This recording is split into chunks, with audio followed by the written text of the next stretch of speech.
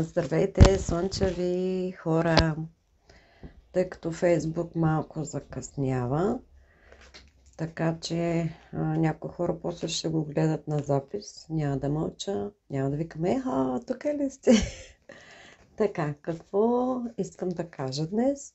Но първо, преди да кажа защо съм се включила, да се представя, защото доста хора явно не знаят. Казвам се Стефи Башки-Хайова. Имам дарба от дете, работя, имам кабинет, в който работя и онлайн и помагам на хората по всякакъв възможен начин. Най-вече силите, енергиите са моята слабост, където аз ги обожавам. И така, да започнем деня, дано да се чува само, да започнем деня с нещо, което да настроим нашия ден да ни върви.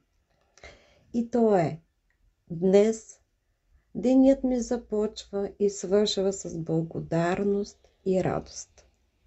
Кажете го 3 пъти, кажете го 7 пъти, кажете го 9 пъти. Без значение къде сте, без значение дали вървите, дали пътувате с кола или рейс или с каквото и да било. Но кодирайте си деня наистина да е в благодат, да е благодарно за всичко, което ви се случва днес. Защото нищо не е случайно. Знаете, че случайни неща няма. И тук се сещам за един въпрос, който ми беше зададен. Как да вярвам, след като ми се случват само гадости? След като все нещо става, където да ти покаже, че не трябва да вярваш. И ето тук искам да отговоря на въпроса. Това, което ви се случва днес, не е заради днес. А това ви се случва, защото вие по някакъв начин сте го поканили в живота си. Защото вие с постъпки, с действия, ако искате, с думи, жестове, вие сте го предизвикали. Не си мислете, че каквото изживяваме днеска, ние сме си го направили точно днеска. Не веднъж съм казвала, днеска направи нещо, което утре да ти донесе радост, изобилие, щастие. Така че не си мислете, че това, което ви е сполетяло, е точно сега направено или пък точно сега сте го предизвикали. Не, това е от миналото. И тук също се сещам, много хора живеят в минало, бъдеще, но не и тук и сега. Пропускаме този момент. И той при мен се е случвало така, защото бяха ни научили миналото, учете са от грешките от миналото, а за напред вие си го правете с медитация или с каквото и да било, си настройте за напред бъдещето, какво ще ви се случи. Да, така е по принцип, но не всичко. Ние пропускаме най-важното, да живеем тук и сега. Защото когато ние се връщаме много често в миналото, ние преживяваме всичко, което ни се е случило. И ние отдаваме нашата енергия точно там. Пиле енергията. Ние не можем да променим какво се е случило, но можем да си вземем поуки. Можем да направим така, че да не правим същите грешки. В бъдеще, да, хубаво е човек наистина да си направи планове, да мечтае за бъдеще. Но тук има много голяма пропаст как го правиш. По какъв начин. Да, ще ти се случат неща, но не така, както ти си очаквал. И тук е въпроса защо. И то всъщност не толкова защо, а как всъщност аз го предизвикам. И ето защо ще направим този курс, за да махнем всички блокажи, всичко, което пречи на човека. Ще дадем практики, които да заздравим нашите тела, енергийни тела, дори и телесното тяло, защото когато самите ни тела са здрави и нашето телесно тяло е здраво. Не веднъж съм казвала, че болестта идва година и половина, 2 в човешкото тяло. А ние си мислим, вчера бях здрав и днеска, оп, легнах болен. Не е така. Винаги първо се проявява в енергийните ни тела и тогава чак в човешкото ни тяло. Тогава става едно объркване, вързване на тези блокажи и така нататък, на енергийните ни енергии, които текат през нас. Всички знаем, че ние живеем от енергия. И затова трябва да поддържаме телата си. Сега аз искам тук да споделя нещо с вас, където на мен наистина ми направи много голямо впечатление, а вие знаете, че аз като нещо ми влезе, докато не го изкажа, не го кажа, не ми рязал. И какво се получава? В събота и в неделя бях на курс, защото моето мото е учи да знаеш. Когато знаеш, знаеш как да реагираш, знаеш какво да направиш, знаеш как да се защитиш. И ето тук курса пак е да ще дадем практики, ще правим за защита на самия човек. Защити има много, има и от какво всъщност да се защитаваме. Доста неща и списъка се увеличава, от какво трябва да се защитаваме. И така, връщам се на това, което искам да кажа. Бях на курс, където човека, който провеждаше курса, не винаги съм го следила, но тъй като е ученик на Норбеков, и аз останах с впечатлението, че наистина този човек знае и ще даде нещо хубаво. Какво се получава? 2 дена беше курса, събота и неделя, по 3 часа. Извинявам се, нещо ми стана гърлото. Аз слушах приказки, слушах истории. И по едно време така се изнервих, защото за мен, когато правиш даден курс, ти даваш неща, които да помогнеш на самия човек да се справи. Ти даваш неща, които човека да знае как да се справи. Дали ще му пасне, дали няма да му пасне. Това решава той. Ето защо се дават няколко практики. Не е точно една като конска палция. И човека вече избира кое на него му вибрира и му помага най-много. И се каза, че втория ден ще се дават някои практики. Така. Започва се пак с приказки, истории и така нататък. Но какво ми направи впечатление, което тя каза, 2 неща много силно ми направиха впечатление. Норбеков бил казал: намерете, идете всъщност в гробищен парк и намерете гроб, за който не се грижи никой. И започнете да се грижите за него. И тогава в живота ви ще почне да ви върви. Аз изпаднах в шок, честно ви казвам, защото даже това го написах. Това може да го каже само човек, който не знае за какво става на въпрос. Сега, аз тук мога да разкажа личен случай, макар че съм казвала много примери с гробища, защо не се ходи толкова често. Не казвам да не се ходи, но когато се отиде, вие трябва да се защитите. Когато излезете, трябва да направите някои неща, за да се освободите. Има същности, които се прикачат за вас. Това място е негативно. И аз в началото съм си мислила, защото хората погребват скъпи хора, които на тях им тежи. И защото плачат и затова е толкова негативно. Но се оказа, че не е така. Да, това е едното, нали? Но въпросът е, че не е най-важното. Но това ще го обяснявам друг път. Ето случката, която ще ви разкажа и защо не трябва да ходите и да се грижите за чуж гроб. Моята баба, знаех, че тя вече си отива от този свят и беше ме помолила да отидем, нали, заедно и да говорим с дядо. Аз началото малко се дърпах, защото оттам почва да ме боли главата, почват всичките да говорят и така нататък. Обаче като знаех, че тя си отива, всъщност викам добре. Отидахме при дядо. Говориха там, какво говориха, аз се натоварих много и давах зора да се тръгваме.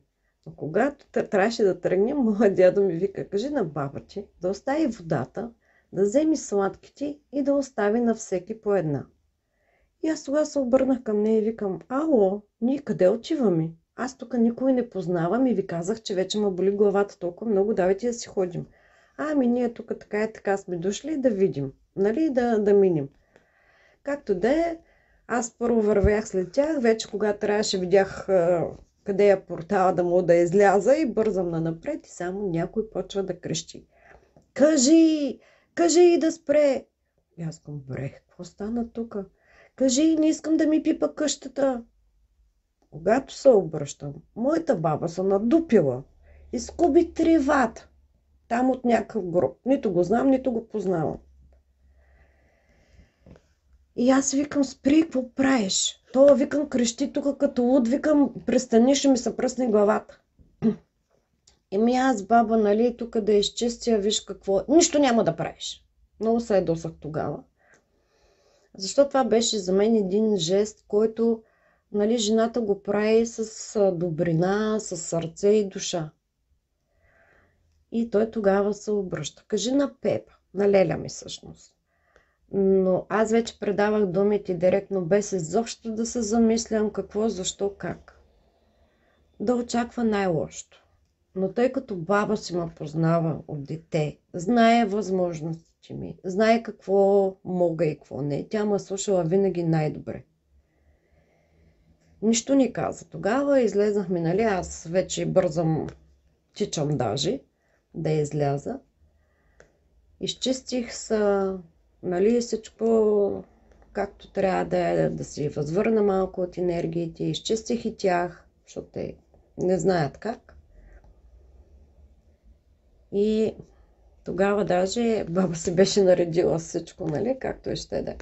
Но искам да ви кажа, че не всеки позволява да му се пипа неговата къща. Така че това го имайте в предвид.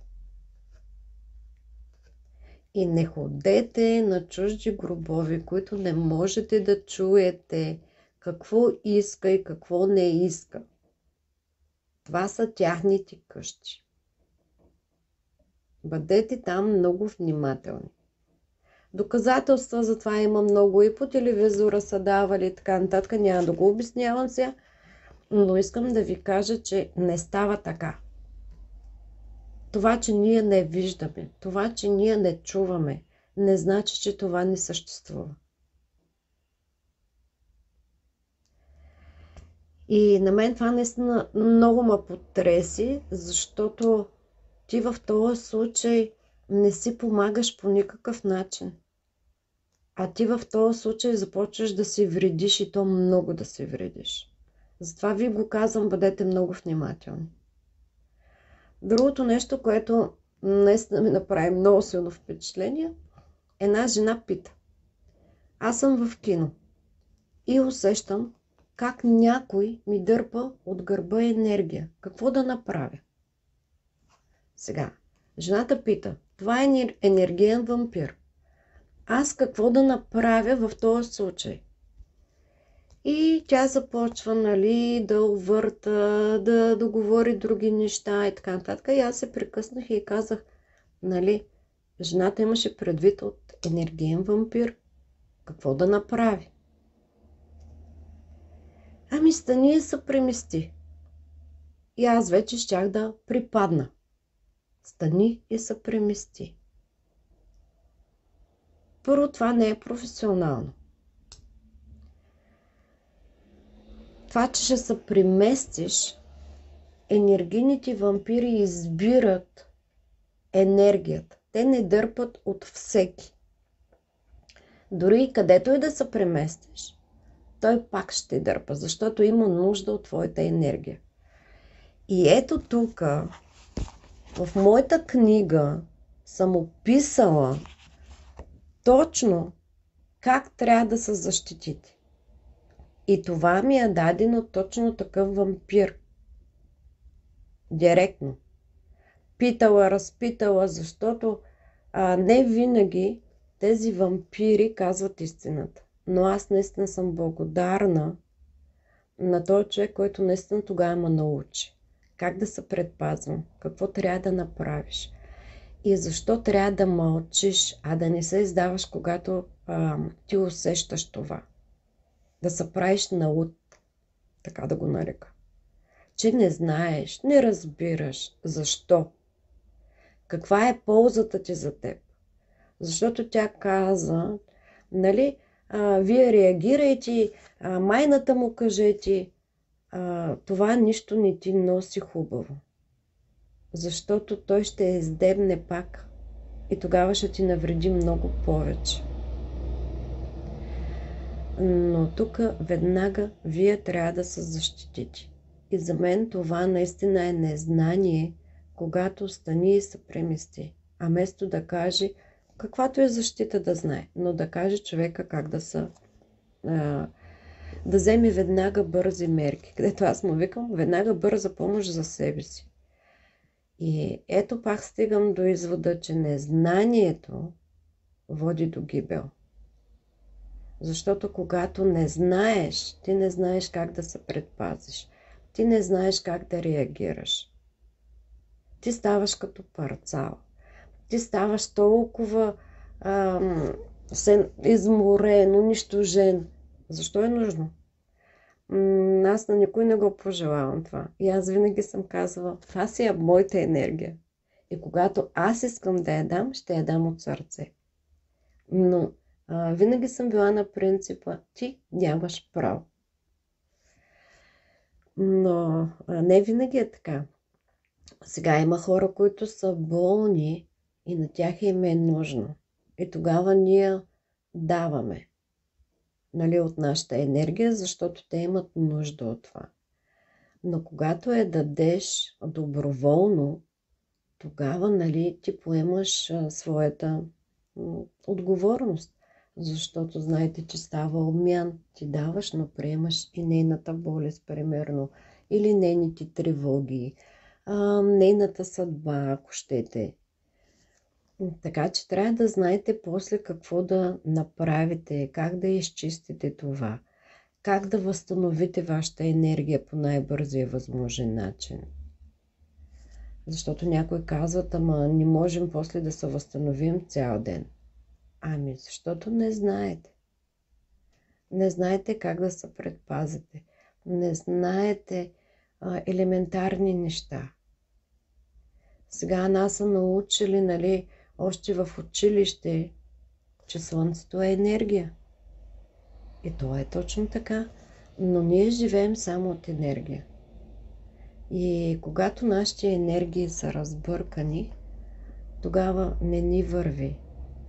Тогава се чудим защо сме без пари, защо не можем да намерим любовта на живота си, по какъв начин, нали, аз съм болен. Все нещо има. С мен се отнасят негативно. Не мога да си намеря приятели, примерно. И много неща влияят точно на нашия живот. И затова хора, учете. Взимайте информация откъдето и както можете. Но бъдете много внимателни каква информация взимате. И аз не случайно ги дадах тези примери, защото наистина когато човек не знае, почва да прави грешки. Забелязала съм още, когато почнаха още учителите и така нататък, какво ми е правило впечатление? Те никога не казват истината. Те никога не довършват. Много неща се крият. И когато аз бях попаднала на една учителка и аз си казах така: ако ти скриеш нещо от мен, ако ти не кажеш истината, което аз трябва да знам, да знаеш, че ти се случи нещо, няма да ти го простя. Няма да ме лъжеш. И тъй като тя знаеше, даже ме подлагаше там на разни изпитания, знаеше за какво става на въпрос, макар че тя сама се убеди без да казвам. По принцип, аз винаги се правя на луда. Какво мога, защо го мога и така нататък. Но се случи нещо, което всички видяха. Аз си мислех, че само аз го виждам. И оттам, нали, тя разбра за какво става на въпрос и започна, нали, да експериментираме докъде всъщност могат да стигнат. Но това ми е направило впечатление, че не казват или объркват самите хора, където аз наистина много се ядосвам, защото моят принцип е такъв: когато искаш да кажеш нещо, кажи го цялостно, пълно. И ако човека не може да те разбере, обясни го. Ето защо говоря е толкова просто. Ето защо говоря разбираемо, да може самия човек да разбере.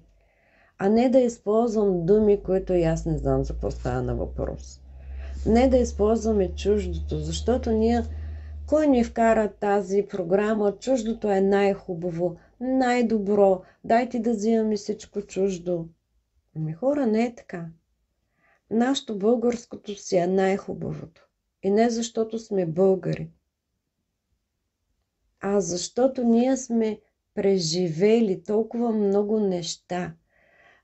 Там сме се научили.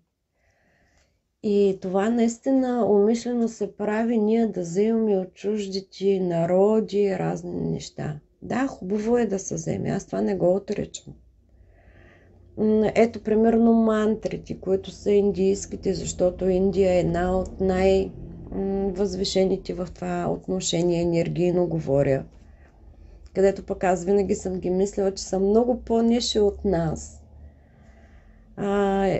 Ето това пак е някакво внушение, което не е на добре. Но ми се показа, видях, че не е така. Много умни хора са. Даже ми направи впечатление, че когато ние примерно слагаме иконки, те си пишат мнението и не се страхуват. Защото при нас страха е много голям. Ох, да не ми се обиди, или пък ох, чакай да го наклеветя тоя, защото аз не мога. Дай сега и него да наклеветим. Това, което при тях наистина го няма. И това, което аз бях наистина много така изумена, с какво мнение съм била, а всъщност какво е. И тъй като в Индия са най-големите учения, там са запазени. И те наистина са много нанапред. Ние също имаме учения, запазени. Те са ни пред очите, но ние просто не ги забелязваме. Ние не обръщаме внимание. И какво ми прави впечатление? Ние обръщаме внимание на лъжите, на спекулациите, на измамите. Ох, ма тя говори толкова сладко, тя е за мен. И в същото време не се запитваме, така ли е, не ли е така, какво ми носи това. Не си задаваме правилните въпроси. Ето, аз познавам учителка, която разведе толкова много хора, че направо бях в чудо се видяла. Така ги беше подмамила, така ги беше подлъгала, че развали семействата на много хора. И аз пък тук така малко, как да го обясня, се чуда пък и на тези хора. Отрън та на глок. Аз не видях, те поне където ги познавам, една, която да е процъфтяла. Напротив. всичките са забиха толкова надълбоко, че... Но внимавайте, наистина много внимавайте, когато взимате каквото и да било учение, от който и да било. Първо мислете. И другото нещо на курса, където ми направи толкова грозно впечатление. Прави медитация, всъщност, даде кратка. Тя изключи камерата. Аз направо в шок, защото те не са и точно медитация, това е практика и ти да изключиш камерата. Не го разбирам наистина. По принцип аз не действам така. Аз се правя върху себе си, за да може хората да видят, че няма да навреди. И тогава, който иска, може да я направи втори път с мен. Но да гледат. Да знаят как се прави. Ето, аз имам група, много от хората знаят. Аз там казвам, всеки месец всъщност е различна практика. Аз се показвам, обяснявам и започваме заедно да я правим. Не го разбирам това да си изключиш камерата и да не те гледа никой. Това какво показва? Вие какво си мислите? Напишете ми коментар. Вашето мнение за това, което говоря, което казвам, правилно ли е, не е ли правилно? Кажете си вашите мнения. Защото, да, малко по-късно получавам съобщенията, но ги чета всичките. Но искам да знаем и вашето мнение какво е за това. Дали и вие, когато сте ходили на някакъв курс, не сте си изпатили по някакъв начин? Дали наистина сте научили нещо? Да, станаха много учителите.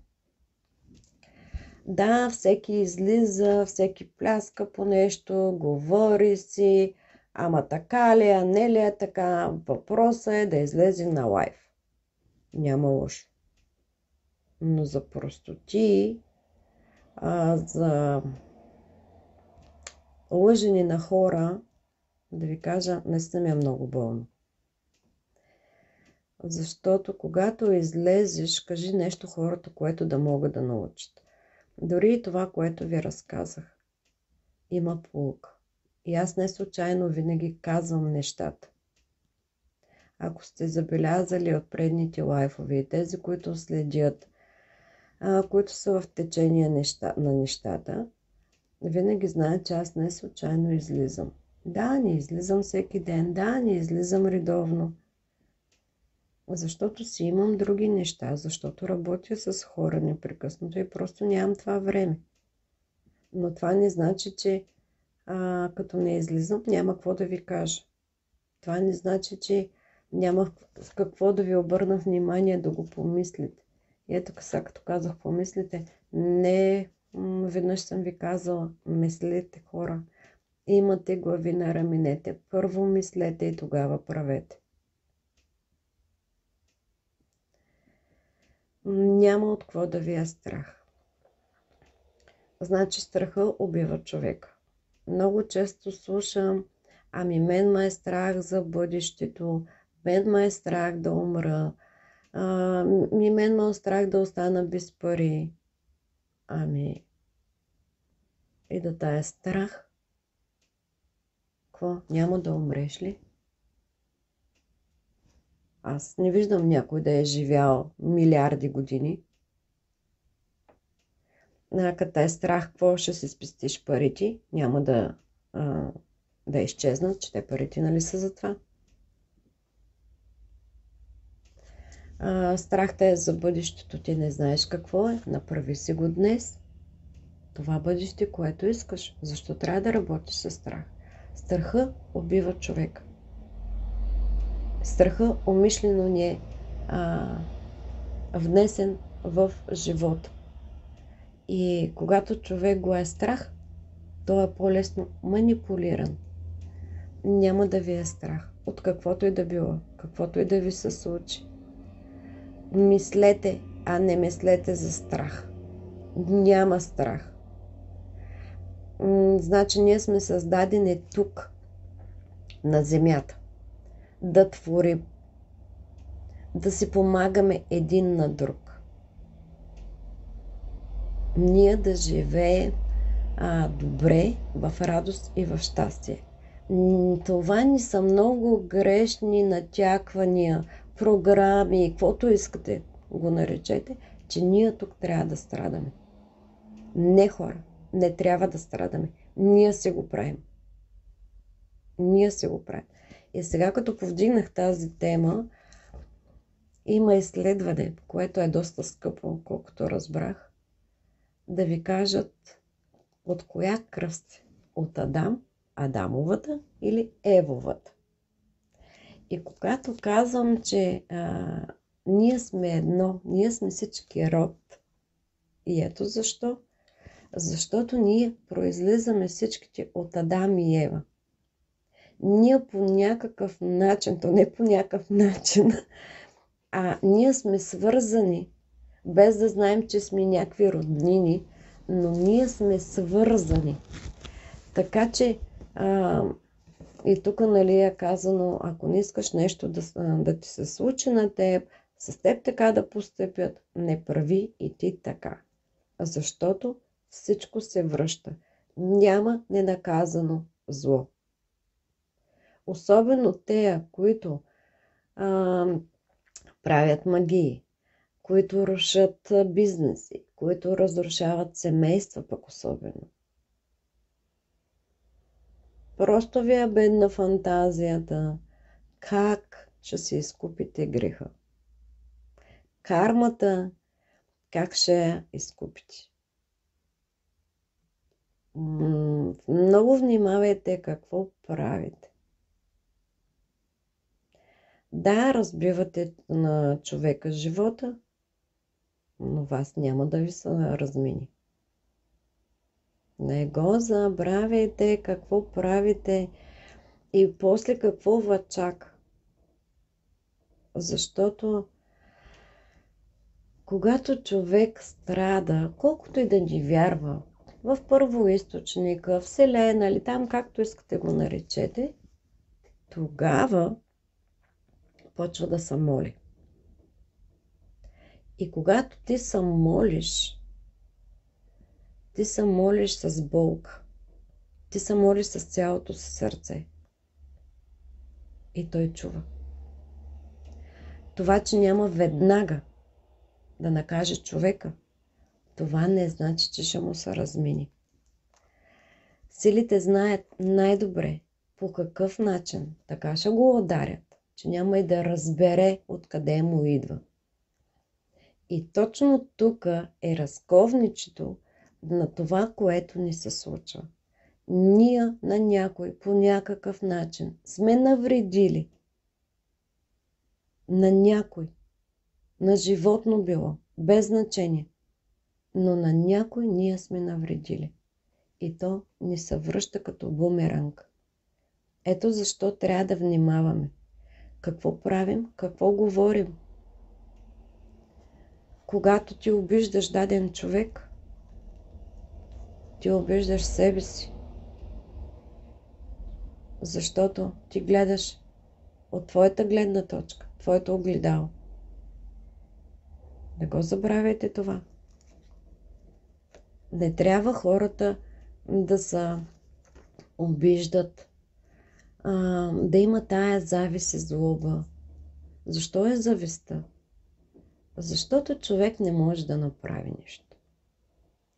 Човека се седи, мисли се, че така ще му паднат изобилие, не знам си, пари, и къщи, и коли. Но когато някой човек с труд е направил нещо, той е некадърник. Нали? Те, които правят нещо, които работят, дали е спал човека, дали не е спал, той е вложил и сила, енергия, мисъл и всичко. Но ние го наричаме некадърник. Ние започваме да използваме негативни думи срещу него. Вместо да кажем, ева, браво, човека се е постарал, успял е по някакъв начин. Но защо, примерно, аз не съм успял? Каква е причината? Нямам знанието. Нещо ме спира. Какво е това, което ме спира? Какъв е този блокаж, примерно? Защо аз не мога да постигна каквото и да било? Или го постигам с много труд, много пот? Защо? Има причина. И ние, ето тук пак намесвам курса, ние точно тези причини искам да премахнем. Точно за това. Да можем нашия живот да ни върви както ние искаме. Но ние имаме два избора. Не го забравяйте. Винаги имаме по два избора. Да тръгнем наляво или да тръгнем надясно. Кой избор всъщност ние ще изберем? Ние си носим последиците. И тук мога да разкажа един случай. Бях доста млада, когато седяхме на една пейка с една приятелка. И както си говорихме, изведнъж на мен ми се дава и аз и го казах директно. Викам, имаш приятел. Ако ти се ожениш за него, ще родиш две деца и ще се разделите. Не ти го пожелавам, но той е курвар. Това му е природа, разберете. Викам, ти си избираш. Дали ще изчакаш малко да дойде правилният човек и ще живееш наистина хубаво, наистина в разкош, наистина в уважение и ценност. Или викам, този, който ще те измъчва. Но тъй като беше доста влюбена, изобщо не обърна внимание на думите ми. И аз, защото и проследих живота и затова мога да ви го кажа. Ожени се за него. Неприятности след неприятности. Роди две момиченца. И се разведи. Даже, нали, се махна от България. Но ето последиците от нашия избор. Затова ви го казвам. Винаги, какъвто и избор да направим, ние носим отговорността и ние носим последиците. Много хора не могат да го разберат или не искат да го разберат, защото е по-лесно. По-лесно е отровните думи да излизат, по-лесно е ние винаги да се правим, че някой друг ни е виновен. Всичките около нас са виновни, само ние, видиш ли, сме най-правите. И това е нещото, което ме сваля надолу. Нещото, което ме унищожава. Когато ние не поемаме отговорност. Дори и за дадена дума. Дори за някакво действие. Когато нещо не ви идва отвътре да го направите. Дали ще излезете с приятелка на кафе, без значение. Дали на разходка ще излезете. Няма никакво значение. Но да го искате. Да има синхрон от двете страни. И двете страни да искат. А не само едната. Защото тук се получава манипулация. Вие манипулирате някой. На вас да ви е изгодно. На вас да ви е угодно. Но това се наказва. Вие носите последици. Много внимавайте какво, защо, как. Много внимавайте. Много мога да говоря на тези теми. Много мога да ви дам да мислите това, което говоря. Защото няма как да набиеш на един човек нещо, което той не може да го възприеме. Всеки човек е израсъл до ниво, което може да приеме. Може да се усъвършенства, ако той иска. Може да намери знания, ако той иска. Но когато човек е, аз му казвам, замръзналото кралство, е замръзнал в едно положение и нищо не иска да чуе, нищо не иска да разбере, нищо не иска да знае, ами този човек е празен. Даже много хора казват, нали, той е жив, но всъщност е умрял. Ето на такива хора казват така. Аз наистина не искам, или поне много малка част да има от тези хора, защото колкото повече знаеш, толкова по-добре ще живееш. колкото повече ти разбираш за какво стана въпрос, толкова повече ще живееш. В смисъл по-добре, повече уважение ще намериш, защото ти уважаваш хората. Когато ти, примерно, и ето тук се сещам, малко изменим. Когато ти искаш да направиш добро, да помогнеш, защото ние хората, сърцата са ни такива. Когато някой е в беда и ние тръгваме да помагаме. Няма лошо в това, но зависи в какво. Много често повечето се бъркаме на хората, семействата. Тая какво си купила, то пък къде е бил, тая легнала седи кой си. Ние не знам си какво си, но съвети ни стават, но не гледаме нашето семейство. И когато искаме да помогнем, когато искаме да помогнем на някой, ние първо трябва да имаме разрешение. Дали човека иска да му се помогне. Дали той просто има нужда от тази помощ. Защото съм срещала хора, където говорят, ама аз нямам, ама аз така, ама аз иначе, в същото време няма грам истина. Но ти приемаш нещата буквално. Ти започваш как да помогнеш, какво да направиш. И тази помощ не е на добре. Тази помощ започваме да вредим на себе си. Или когато някой има нужда, но той не е готов за тази помощ, а ти започваш да го правиш, да помагаш по някакъв начин, пак си вредиш. Защото той не ти е дал позволението, не ти е дал правото. И в този случай бъдете наистина много внимателни. Вместо добро си правиш лошо, си правиш зло. И не всяка помощ е ценна. Има хора, които трябва да преминат през това, трябва да научат уроци. Нещо са направили, което това е дошло, като да им покаже, че те трябва да променят живота си. Трябва да поемат нещата и да поемат отговорност. Много хора не се усещат, не разбират, обвиняват другите пак. И тогава това нещо се повтаря, цикъл след цикъл. И ние се чудим защо е така. Но много често ние не виждаме причината в себе си. Ние си мислим, че ние сме най-правите. Ние, правим най-доброто за хората. Но в същото време може да направиш и най-лошото за този човек, а в същото време правиш и за себе си, естествено.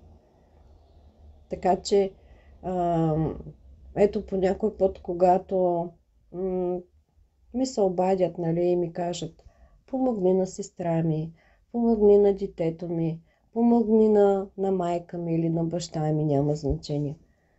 Първото нещо, аз се свързвам с тях. Искаш или не искаш? И когато ми кажат не искам, аз казвам съжалявам, не мога да помогна. Самият човек не желае. Самият човек това му е дадено отгоре, че трябва да премине през това. Да, някой се сърдят. Тя не ще да помогне. Не, че не искам. Но аз знам правилата. И когато усрещният човек не го иска, защо? Защо? Няма смисъл. Така или иначе пак няма да му помогна, дори и да задействам енергиите. Няма как да стане.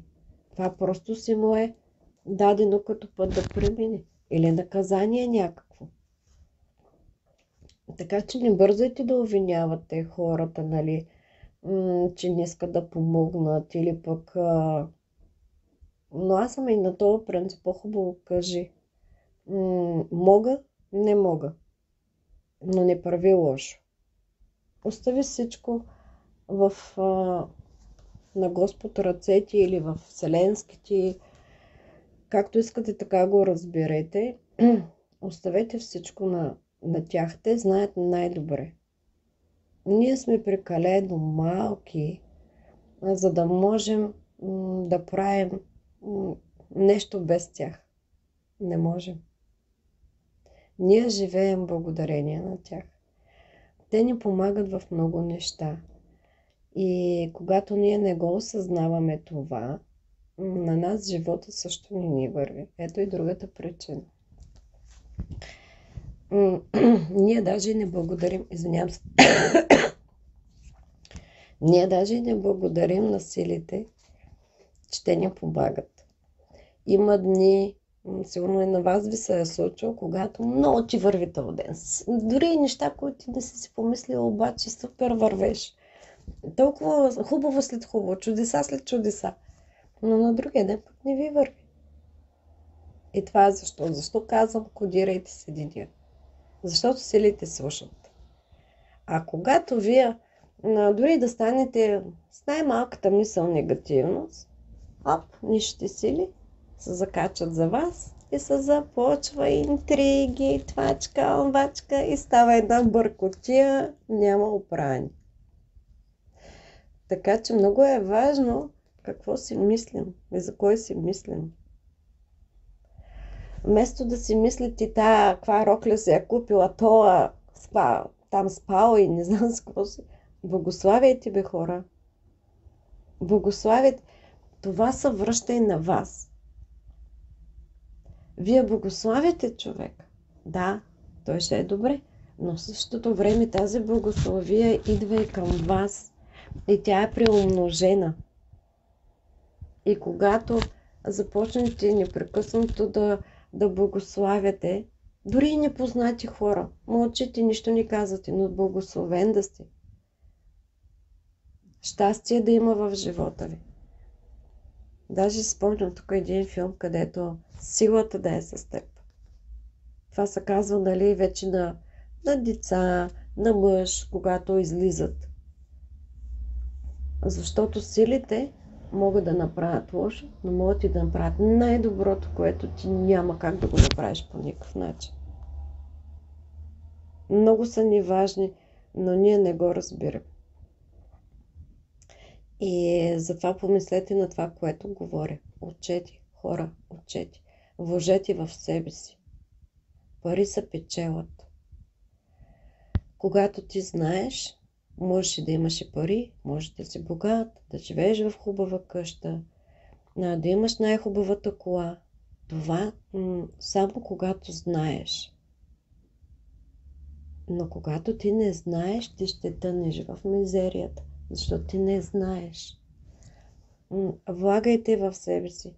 По-добре дайте пари за някакъв наистина достоен курс, отколкото да си купите голям телевизор или пък там някаква рокля, обувки. Влагайте в себе си. Това няма кой да ви го вземе. Когато вие знаете елементарни неща дори, тогава вие знаете какво да направите и по този начин израствате. По този начин идва изобилието към вас. Махнете блокажите. Махнете всичко. Сега между другото така блокажите. Откъде ни идват блокажите? Някой замислил ли се е на това? Малко тема в тема влезнах. Замислил ли се е някой откъде ни идват тези блокажи? Защо ги имаме в нас? Може да напишете на коментара. Аз ще ви отговоря. Значи, всичко, което ни се отразява сега, в сегашния живот, всичко идва от детството. И не защото сме родени, ние да страдаме, ние да минем по този път. Не. Ето тук е много голяма заблуда. Идва нашите родители, баби, лели, там, род. Идва от училището, от децата. Защото не учат децата да са сплотени, а ги учат те да са над превара става. Започват да се обиждат, започват да странят от дадено дете и така нататък. Това е травма. И ние тая травма я прибираме някъде дълбоко в душата си. Но тя ни пречи. Дори даже не искаме да си я признаем. Но тя пречи. И това нещо играе много голяма роля в живота ни. Защото тя започва да се трупа, трупа, трупа. И ние ставаме вече някакъв ад.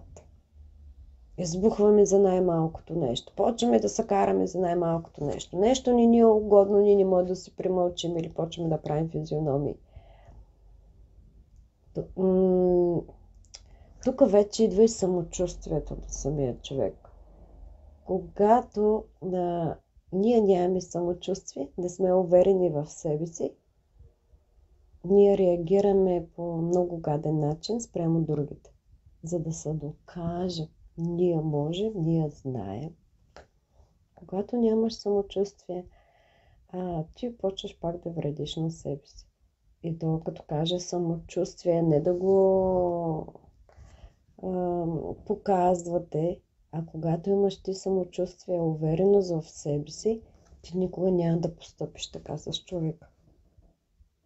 Защото ти знаеш. И тук беше ми дошло нещо да кажа и ми фръкна такова. Но, примерно, аз много често съм се смяла на те, които са учителки. Нали, чест и уважение за това, защото това не е лесна професия. Но дори и учител, който се е пенсионирал, навика му е да говори и не спира. И аз много често прекъсвам и викам, прощавайте, вие да не би случайно да сте били учители. Те, да, как позна. Ами точно по това преказване, дърпане на окуми, защото те вече добиват, аз му казвам, професионална изкривеност. И почти при всички професии става така, просто професионална. Човека си е създал някакви правила и работи по тях. И това няма нищо лошо. Но по някой път учителките наистина прекаляват. И аз ги спирам, нали? И започвам да коментирам всяк други неща. Но когато човек, да се върна пак на темата, има уважение в себе си. Той просто върви напред. И той знае какво да направи най-доброто за себе си. Той не гледа хората, кой с какво се е облякал. Защото на мен ми прави впечатление, марки гледат, не знам си какво гледат, може хич да ни е мотива, толкова грозно да им стои, обаче марката, защото е такава. Дали моето поколение е такова, не знам, но аз предпочитам човека да се облече дори нещо ефтино да е, но да му седи стилно, да му седи хубаво. А не марката. Марката не прави дрехата. Марката носи пари на собственика, но вас нищо не ви топли, ако на вас ви седи грозно. Така че много мислете на това, което казах. Ако трябва, изгледайте го няколко пъти това видео. Тук има доста ключови, които вие, ако осъзнаете, наистина ще разберете. Наистина ще тръгнете по правилния път. Наистина ще почнете да търсите неща. Аз не казвам от един човек. Напротив, слушайте, учете, но много внимателно изберете самата информация, която да остане във вас. Защото има много подвеждаща информация. И аз, примерно, ако нещо не схвана, гледам го още или чета го още веднъж, за да разбера. И да хванат всъщност тънкостта на това. Защото не винаги в началото е подвеждащо. В началото могат да се кажат някои истини и в един момент вкарват човека в едни такива вълни, където да потъва все повече и повече. И тогава става страшно наистина, защото човека започва да се подвлиява. Затова мислете преди това. Затова вижте и друга информация. Дали съвпада. Дали това ви е синхрон с вас. Това е много важно. Да, знам, някои хора сега ще реагират. Отровата ще си пуснат. Но вижте, преди да пускате отрова, помислете за себе си. Помислете това, което ви се казва. Защото това са много ценни уроци. Това са много ценни неща, които са наистина без пари ви се дават. А нещо, което е без пари, то не се цени.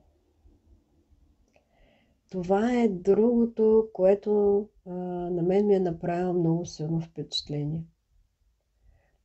Когато дадеш пари, дори и за лошо да е, защото съм имала и такъв случай, където жена беше ходила при ходжа, дала му луди пари, обаче той вместо добро беше направил лошо. И когато дойде при мен, искаше да изчистя къщата, защото скандали започнали, не им вървеше в бизнеса и така нататък. И аз тогава ми се сперча една змия и каза, не можеш да минеш. И тогава попитах защо. И тя ми показа. Тя показа в къщата и на 3 места, където ходжата и беше дал едни триъгълничета и къде да ги сложи. Даже под на детето си възглавницата, където това нещо го разболя. И аз като го видях, направо не знаех, че тя ходила на ходжа. И обадих се по телефона и викам, веднага ела в кабинета ми. Тя дойде и аз викам, ти си ходила при ходжа. И тя казва, да, аз дадах много пари и трябва да ми помогна. Викам, да, ама не. Да, ама не. И викам, тези триъгълничетата ти са еди къде си, еди къде си, еди къде си.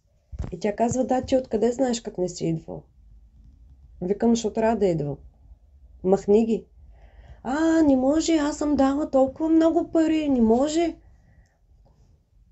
Докато не пострада, и то стабилно не пострада, и беше ходила при друга жена, която да й каже същото, почти също, или не точно същото, но тя не ги махна, защото е дала много пари. Това, че даваш много пари, нищо не значи. Само където са намаляват парите или портфела ти става малко по-тънък. Това, че даваш много пари, нищо не значи. Бъдете много внимателни на това. Не си мислете, че всеки един човек може да ви помогне. Не си мислете, че като дадете много пари и вече всичко е наред. Но ако не дадете пари, това пък е другото. Да чакате всичко само на готово. Ако може да го науча, ама без да дам нищо, тогава пък си вредите най-много. Защото човек ви дава знание и вие от благодарност вие плащате с пари. Всяко едно нещо трябва да се закупи. Няма безплатни неща. Даже тук се сещам, има една приказка. Кеф цена няма. Разберете, че не случайно е това. Когато ти само взимаш, ти се блокираш. Ти ставаш човек, който не може, не иска, не че не иска, напротив, той вече свиква само да взима. Но ти започваш да взимаш неща, които не са за теб. Веднага енергиите се намесват, защото тук се обърква синхронността, даване, получаване. И когато няма тази синхронност, ти няма как да успееш. Затова не жалете пари, пари се печелят. А трупайте знания. И особено сега трупайте как да защитите себе си, как да защитите децата си, семейството си, как да им помогнете. И другото нещо, което ми направи на курса, където бях, те я питат, може ли това нещо да го използваме за децата си. Жената се питаше специално за децата си, дали може да го използва. Жената, която водеше курса, въртя, сука, око ми дърпа, но не каза дали може, дали не може. И аз много се ядосах тогава да не показвам какво, защо, как. Просто се включих и казах: аз съм баба и тъй като тук в Германия българската църква е в гробище, по средата на гробище, аз съм правила лайв, може да го видите, къде се намира българската църква. Тогава трябваше да кръстим малката. Аз ги заградих всичките. И малката, и майка, и така нататък. Абсолютно всичките ги заградих. И с това нещо аз исках да я покажа, че можеш ти да помагаш на децата си, на семейството си. Нали, не говоря семейство, брат, сестра, лели, дядовци и. Това е отделно. Но на твоите деца, на твоя мъж, можеш да помогнеш. На децата не трябва да питаш, когато се нуждаят от помощ, но трябва да прецениш наистина къде се намират и дали наистина имат нужда. Затова са тези практики, затова са тези знания. Да помогнеш не само на себе си, но да помогнеш и на цялата си къща и цялата фамилия, защото фамилия изглежда много широко, но на твоето семейство. Също така, сега ще ви покажа нещо, което не е лошо да го имате в къщи. Това нещо е доказано. Не го казвам аз. В смисъл, аз го казвам, но доказано от други хора, които с години са го доказвали, че ето тези бодли пробуждат лошото, което идва в къща. И когато вие сте си изчистили къщата, това нещо още повече помага. От време на време го изкарвайте да издуха всичко, което е насъбрало, всичко, което се е струпало тук в бодлите, да бъде махнато, защото няма как да чистите бодли. Дори да го напръскате, няма как да махнете тази негативност. Това е енергия, разберете. Затова отвънка вятър, където има, да може всичко да издуха и да започне пак да буде, да набожда всичко негативно точно на тези бодлички. Как да си вземете нещо малко, като нещо стана с това, хем като декорация, хем, да върши работа. И така, че може това да го направите. Внимайте, ако имате деца, защото наистина бодейка, качете го по-нависоко, да не пипат децата и да не направите беля. Или вземете, където няма чак толкова много тръни, но бъдете наистина внимателни. Така, отплеснах се, не знам колко време мина. Ще се включа пак, когато мога. Тези, които имат нужда, наистина да знаят, наистина да израснат, наистина да научат практики, да премахнат блокажи, да премахнат всичко, което им пречи в живота. Запишете се за курса. Ще направим, то е 3 седмици. Ще направим така, че да работим с абсолютно всичките. Първо правим една като справка, да видим дали има подобрения и после пак ще я направим. Така че няма да съжалявате. Там няма опъване на лукуми, където аз това най-много го мразя, да разпъваш лукуми, когато правиш курс, когато хората очакват наистина да им помогнеш. Там няма такова нещо. Там наистина ще работим с практики. Ще покажем за какво става на въпрос. Така че тези, които искат, които имат интерес, пишете ми налично. Намерете ме и във Facebook. Но пишете ми, за да ви запишем и да може наистина да научите. Да научите как да се пазите, да научите как да премахвате блокажите си. И изобщо всички тръни по пътя си. Да изчезват, не ви трябват. Така че наистина ще ви помогнем много. Който има интерес, който иска, елате да научите. Който не иска, живи здрави. Така, спирам вече до тук, защото наистина много се улисах. Много продължих. Желая ви един прекрасен ден. Кодирайте си деня. Ако мога утре пак ще се включа. Не знам на каква тема. Аз по принцип се включвам така. Не избирам темите. Каквото ми кажа, това говоря. Това малко и несвързано говоря. Благодаря ви за вниманието. И пишете ми какво мислите. Пишете вашето мнение. На мен ми е ценно вашето мнение.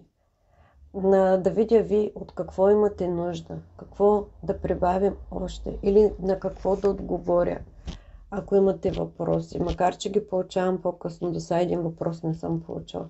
Или нещо, каквото и да било не съм получила, не знам защо се получава така. Но пишете ми, ще отговоря. Мен от въпроси не ме е страх, ще отговоря. Така че, мили хора, желая ви един прекрасен ден, бъдете благословени, обичайте се много повече, усмихвайте се много повече, радвайте се повече. Усмихни се малко. И от мен, чао!